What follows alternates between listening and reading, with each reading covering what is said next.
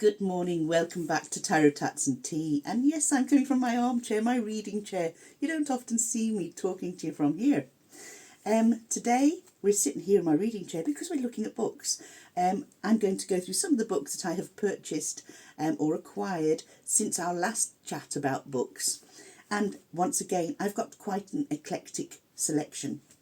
The first one I'm going to talk to you about is one that is whetting my appetite for a walk I'm going on later on this morning.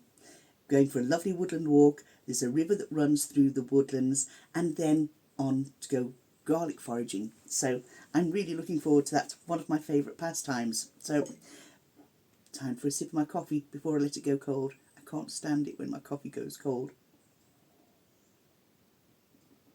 Yeah, that's about the last sip I'll be having of that.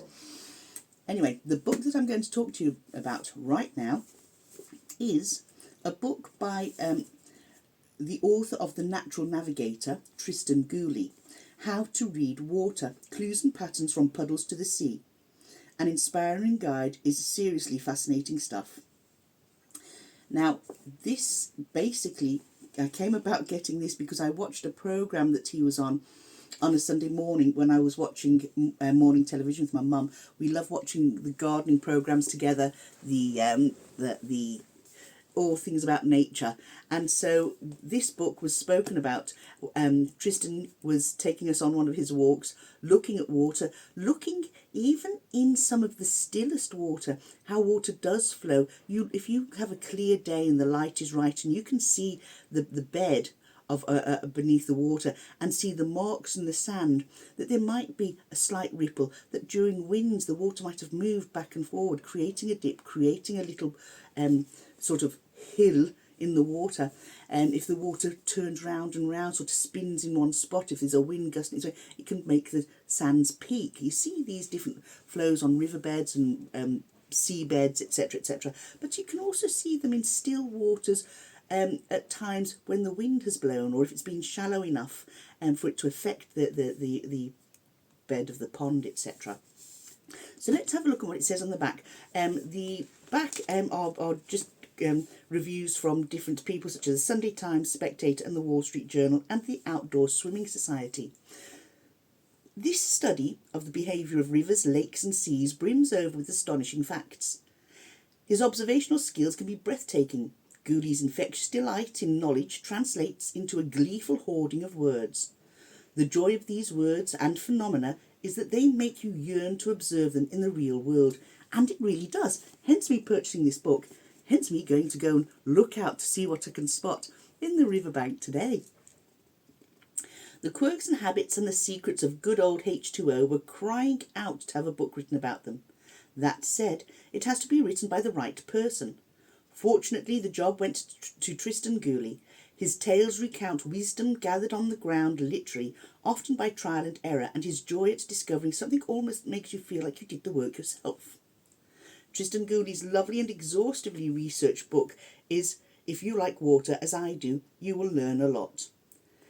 He writes with passion, humour and clarity and engages so deeply with the tributaries of inquiry that reading it feels as exhilarating as being towed by a dolphin. There is so much here that I can't do it justice. Chapters on water at night, currents and tides, reading waves, the coast. This is an absolute gem of a book, a must-have for anyone who loves water.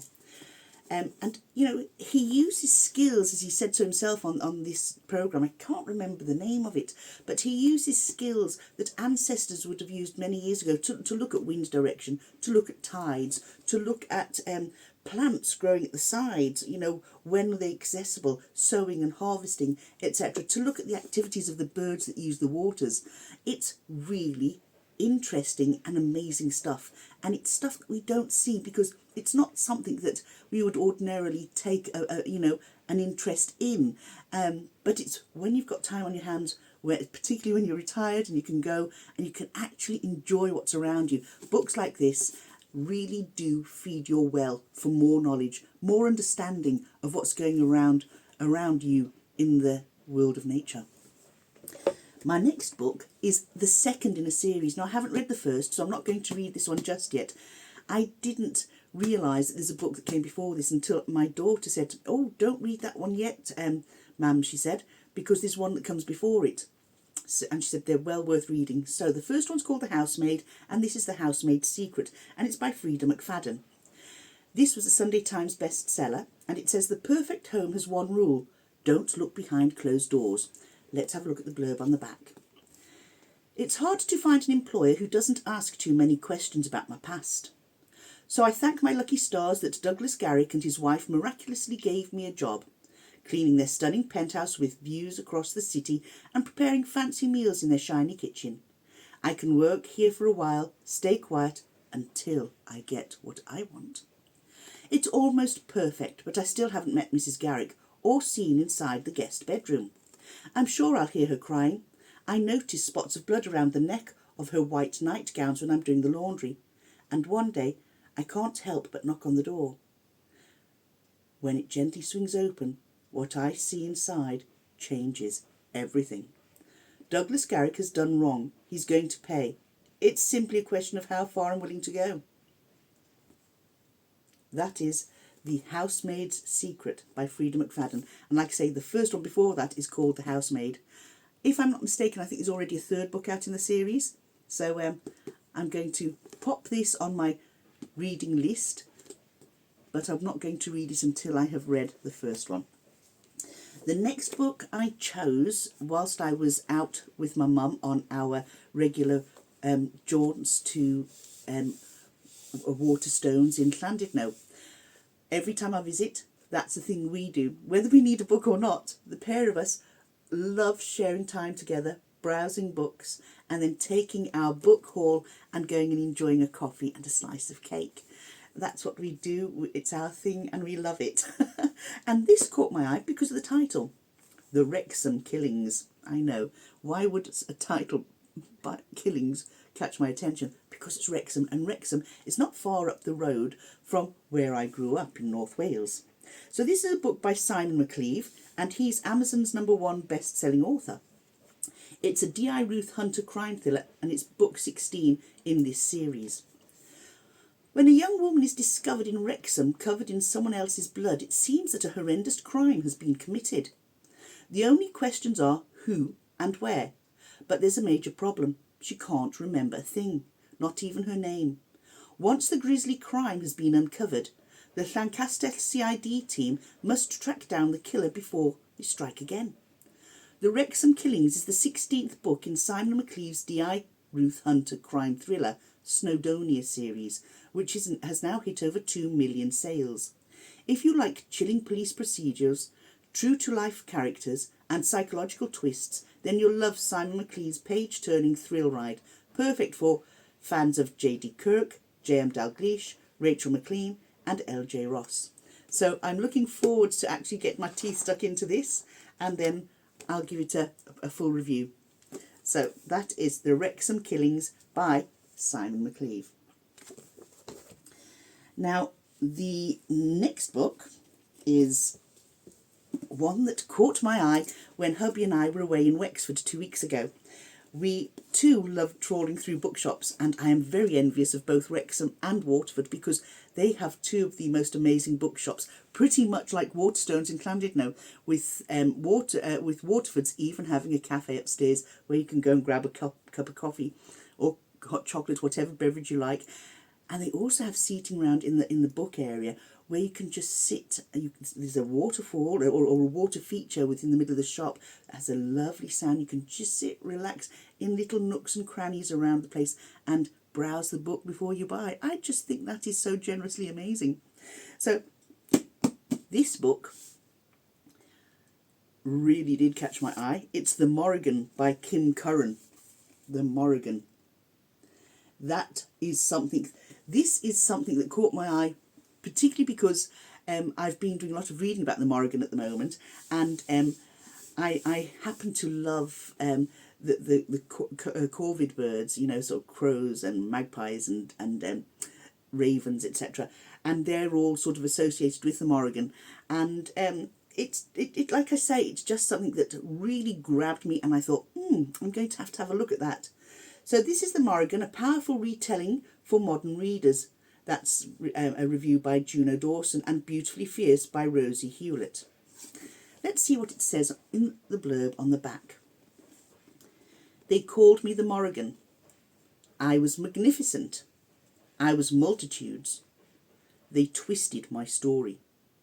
They stripped me away. But I will tell it now in my own voice.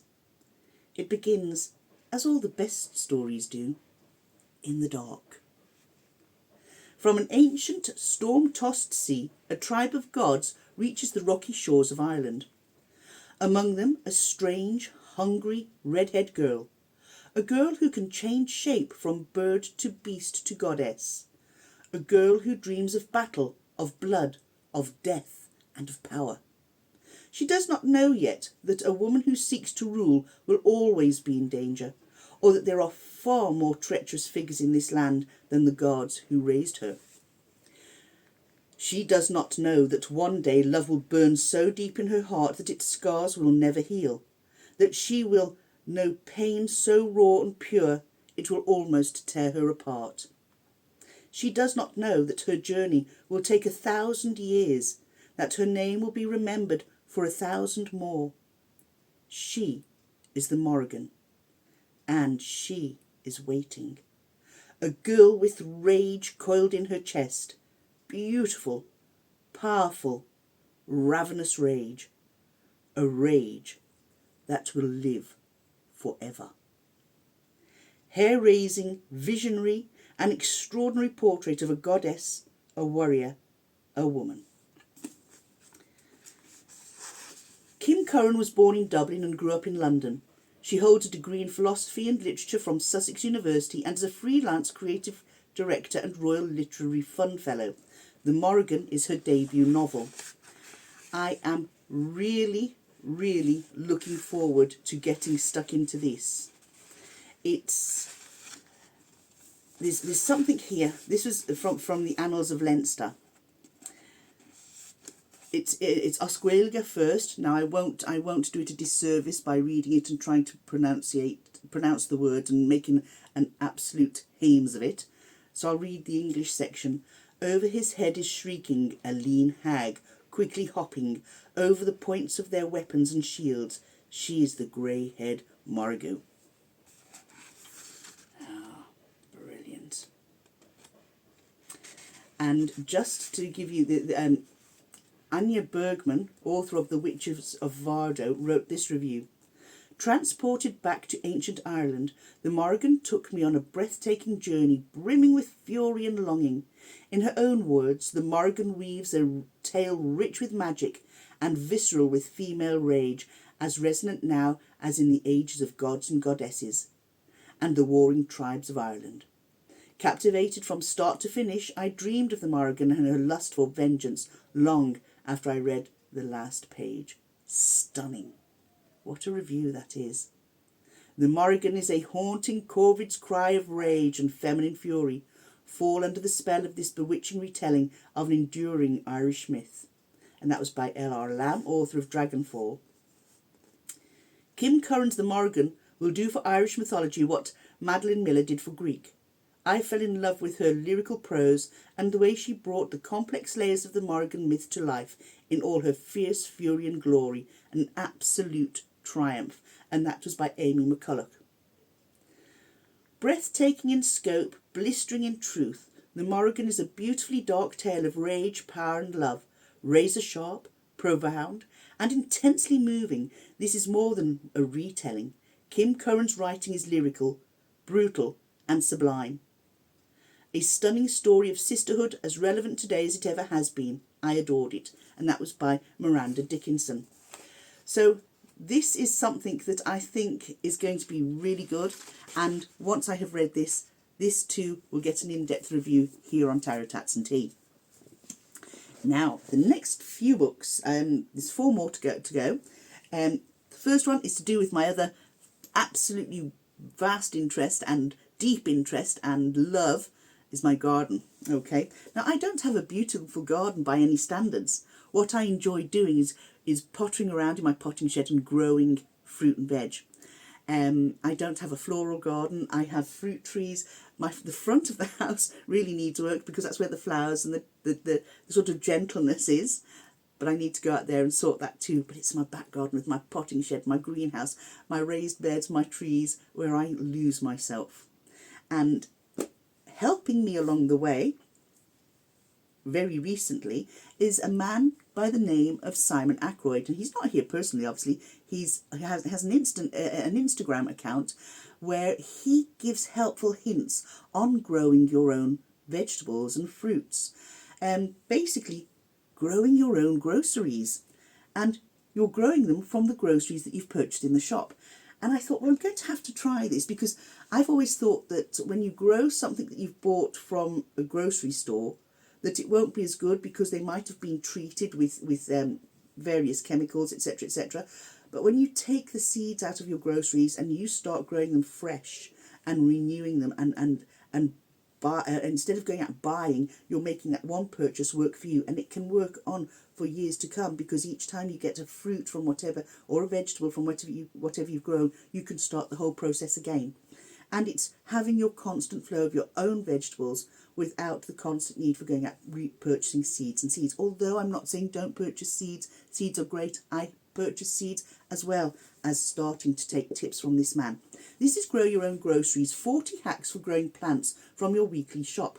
Now, have I tried anything? Yes, I have.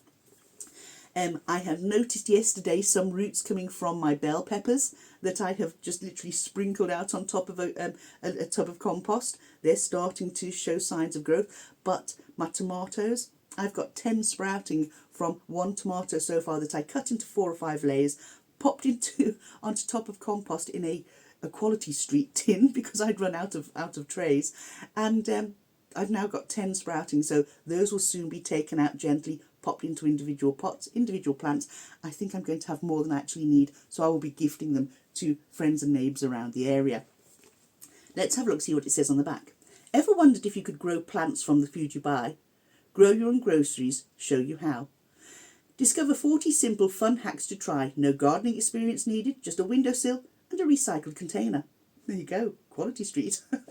Raise tomato plants from tomato slices. Collect strawberry seeds for endless strawberry plants. Pick salad leaves from beetroot tops. Split tea bags for flowering chamomile.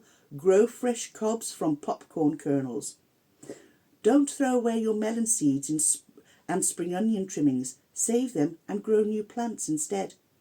Simon Ackroyd is an author of more than 30 gardening books. I didn't realise that. He shares his tips and advice on TikTok and Instagram, where his posts showing just how easy and fun growing plants can be have won him over 1.5 million followers. So, Grow Your Groceries by Simon Ackroyd. I've got 2 experiments going and they're working. I love it. Now the next book is Radical Tarot. It's by Ptishke. Okay. And this is a book that goes deeply into tarot. Once again, I have so many of them. My husband says to me, Elaine, you have more tarot books here than I've ever seen. You're surely not going to read all of them. Well, as in my last book that I'll show you in a minute, a lot of them are reference books that I dip in for information. If I have a question and I'm not quite sure, I'll go, hold on a second, I'll look through this book, or I might cross-reference information. What does this author say about this particular scenario to this author? And you can blend and mix and use their hints, tips and ideas and mix it with your own intuition, your own knowledge, and you get so much more joy from your tarot. It's not just a tool for divination. It's a tool for self-help, for guidance. It's a storybook. It's a help if you're writing. Let's see, what does my character do next? Let's pull 3 cards, and there you might have a scene. So if you've got writer's block, you refer to your tarot. If you think, right, I want to go and do X, Y, and Z this weekend, what have I got to look out for? Have a look for as a guide. Take it and use it and enjoy it and learn more about your tarot.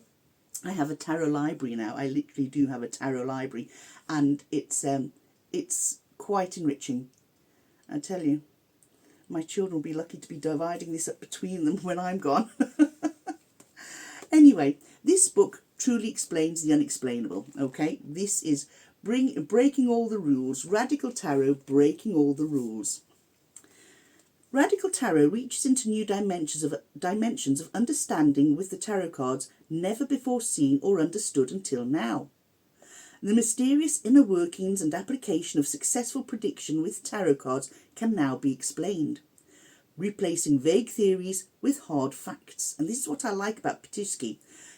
I have a couple of his books, about 3 or 4 of his books, and he just sort of delves into things in a way, and it's how we are using our own intuition, how tarot can help our thought processes, that it's not always just the card, but it's here, it's in you. Ptishke breaks the rules and replaces them with a true source of conclusive techniques that fit in today's world. Radical Tarot crosses barriers involving the cards that have been in place for centuries. Learn to read the tarot cards with a clearer understanding that has ever been seen in their history. The mystery of the tarot is not lost in antiquity, it is found in its future. The tarot does work, and now we can explain why. So there's spreads in this. When it looks at different cards, what I do like about it is sort of, do any of you mind map? If you mind map, and if you sort of break down a card, I could show you that a number of my books that I have there, I'll have an image of the card, and I'll have arrows coming from it, little bubbles here, keywords in it, observations, things that I would pick from a card, comparisons to what a creator of a deck has said, quotes from other authors, and it all just melds into a deeper knowledge and understanding of that card that I'm holding in my hand. I like Ptishke's ideas because he does something very much the same. You know, he has the card, he has his words around his cards. It's a manner in which I used to study when I was in university, and I've carried that on through to my tarot card reading, and it's lovely to see the same methods being used by an absolute genius of a man. Unfortunately, I think he passed away only a couple of years ago, and it's a loss to the world of tarot, but his books will ensure that he's still here, still advising, still guiding, because they are very good tools to have to hand. Now, as I say, that's Radical Tarot, Breaking All the Rules by Ptishke, Vincent Ptishke. I think Pittisci, Ptishke, yeah. So it's my teeth. They don't say the sounds properly. Now, this next book is one that the next two are books I've had on my shelf for a while, but we've not really looked into them per se. I have sort of done a slight review of them like this, but I'm using these books now, and I'm just going to have a look a little deeper in. And what made me bring this book to the fore was that it was, Kelly Bear actually mentioned it on one of her recent videos, and it's one that Kelly has too, and I think Kelly was saying at the time that she was intending to start. I'm not sure if she has, but I will be asking her shortly. And this is it's like Tarot Spread Yearbook, okay? Enhance your life with the tarot spread for every week of the year. Now, discover a deeper connection with yourself, your instincts, and the world around you, all through exploring the power of the tarot. Arranged over 4 seasons of growth, shadow, change and care, the 52 unique spreads work for any tarot deck and explore all aspects of life, from friendship to family, career to confidence. From simple spreads for quick and easy readings to more complex spreads for a deeper dive.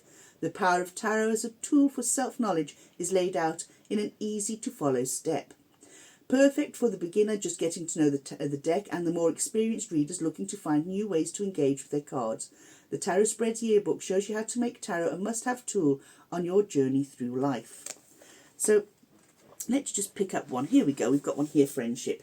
That's handy to fall on today, on this one, because today I'm meeting 2 of my friends, as I said earlier, and we're having a nature day today. So it's looking navigating relationships, toxic relationships. It's painful but deeply human, experiencing all we encounter in our lives. We all have we've all had toxic friends before. I'm so glad to say the 2 I'm meeting today are not toxic, and the chances are that we have all been one too. Very much so. Excuse me. So this is a 4-card spread, It gives you approach with curiosity, examine the grey areas, capture your experience, empower yourself. So this looks at more toxic friendships as opposed to your daily friendship. What toxic friendships look like to me. Because I suppose each of us would have a different slant on what we would consider toxic. Because if we were all the same, it'd be a very boring world, wouldn't it? So something that would be toxic to person A might not be toxic to me. I might not see it from that slant, because we all view the world and life very differently. How I contribute to the toxicity in my friendships, that would be quite a hard one to look at, because it's self-criticism. And, we're not always great at receiving criticism from others. And so the last thing we like to do is self-criticize. So this would be something to make us look, what role do I play in that toxic relationship? How I deal with toxicity in my friendships, and how I am not toxic patterns in my friendships. You see, we might not realise it, but it's quite possible that something we do is creating a toxicity in a relationship. And that to me would actually go hand in glove if you were doing some sort of shadow work, looking at what upsets you, why, looking at why you behave in a certain way, and looking at how our behaviours could negatively impact others, or cause them to feel poorly about themselves, creating a toxicity. So we do have to be self-critical in order to be fair, So this is a book that I have used 2 spreads out of this so far. I'm not going to exaggerate and say I've used loads. I haven't. But as you can see, I've marked them for the different seasons. And I have used a couple. There was one that I used with this one was one that I used conflict. As you've heard, there's been issues I'm not going to even talk about today. And the other one that I looked at was choices. Choices. That's quite a big spread. And I have to say, they do, to me, they help. I'm a great one for putting things in place, saying, I'm going to do this, I'm going to do every week, I'm going to do this. And this is, like I say, it's for 52 weeks of the year. I haven't committed myself to doing a reading every single week. Now, I will pull cards for me, but it wouldn't necessarily be from this book. I pull cards when I feel I need to. Sometimes it could be weekly, sometimes it's bi-weekly, sometimes it could be less than that. More often than not, it's more. But I like to do it my way when I like. See, I love to say, right, I'm going to get myself a routine. I'm going to come in here first thing in the morning and I'm going to do my card of the day. There are days I miss my card of the day. I like to say, I do it when I feel the need to. I also do it when I'm more relaxed, when I haven't got things on my mind. I know I've got to get done before I carry on with my day. And it's not something I set in stone, but it's something, again, that's I consider a valuable tool.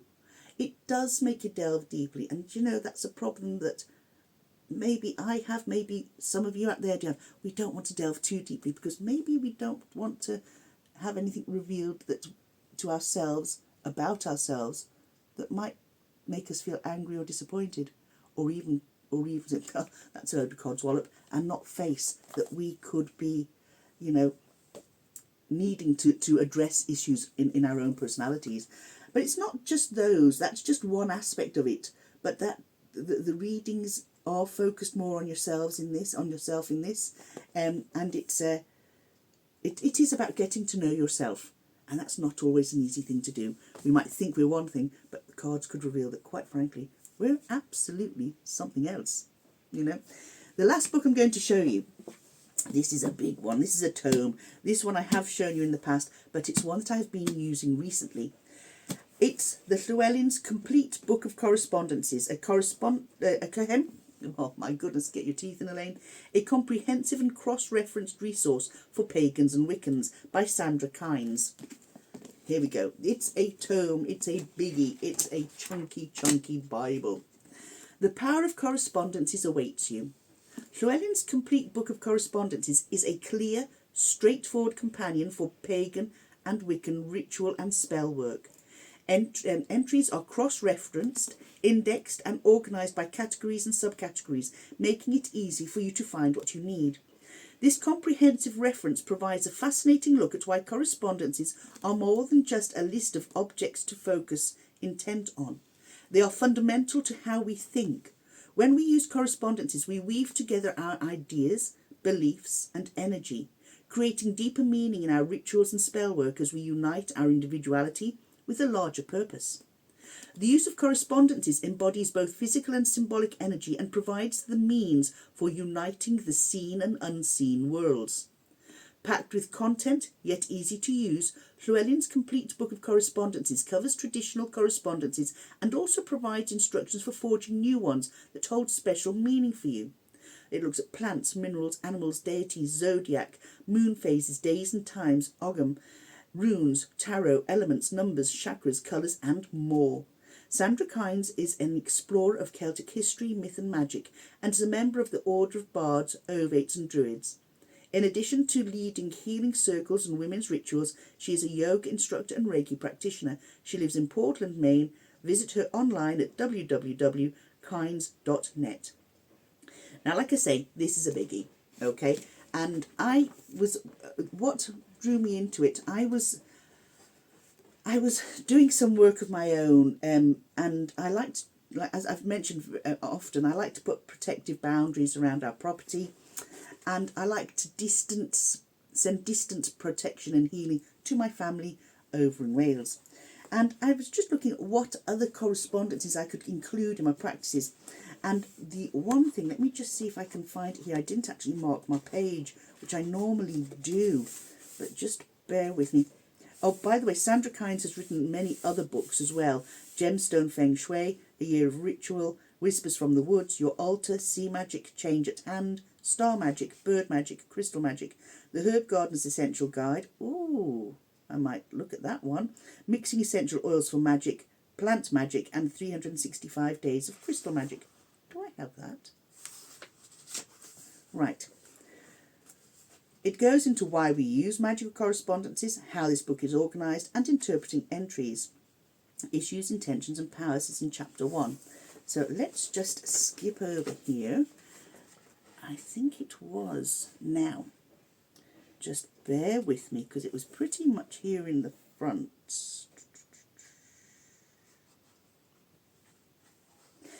Now,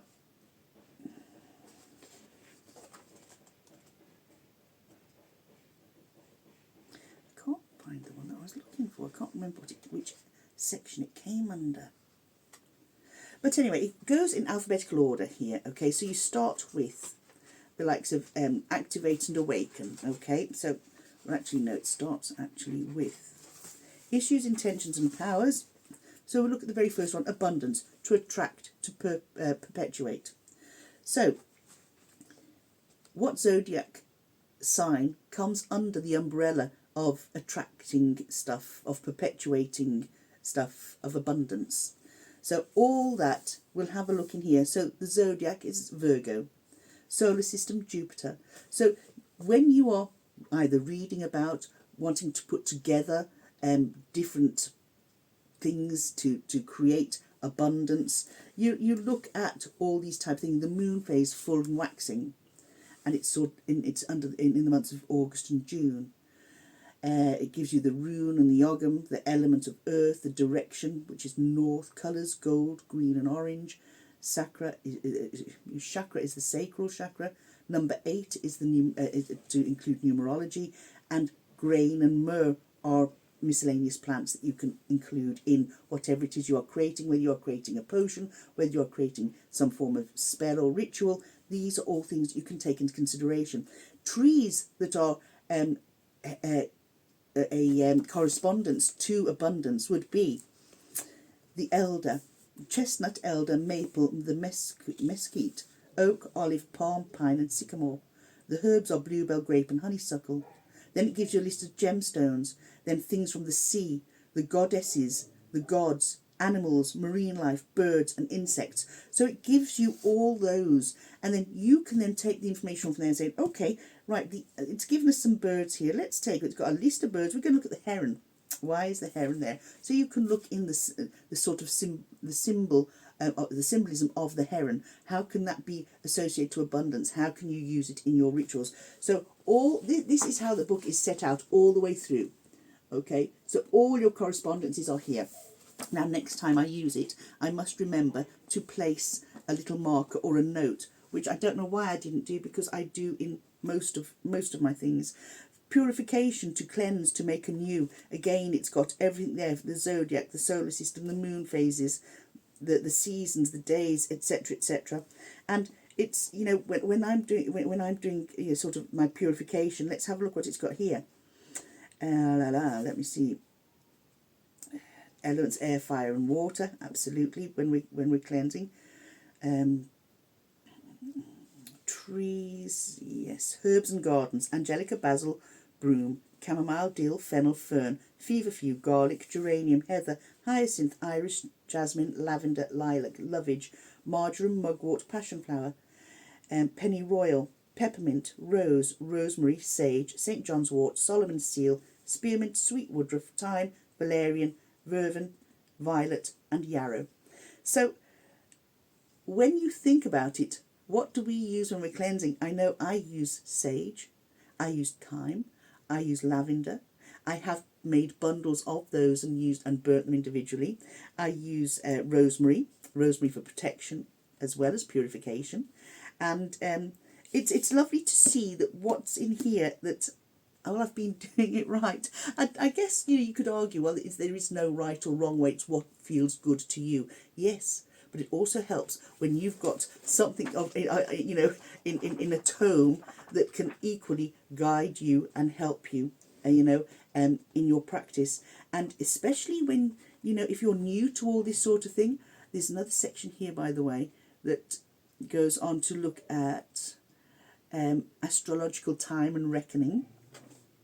But when you've got something like this to hand, and you can see and say, oh, right, okay, what can I use, say, in what I'm going to sprinkle around my property for protection, for manifesting, for perpetuating good luck and good health. You know, to have something at hand helps, especially when you're very new to it. So this is something to have on, a great tool to have on your shelf if you really want to deep dive into correspondences. So folks, that is the complete book of correspondences by Sandra Kynes, and it's published by Llewellyn. That draws to an end our books for today. I will be coming back shortly with a couple of oracle decks and a tarot deck that I received a couple of weeks ago but have yet to review. And in the meantime, enjoy your day. It's beautiful and sunny outside. I'm going to get my walking shoes on. We are at, I'm not sure what time it is at the moment. My watch is in the other room. But I'm going to get ready so I can meet my friends and take my phone and my camera and go and enjoy the day that's in it. You do too. Take care, everyone, and I'll see you again soon. Bye now.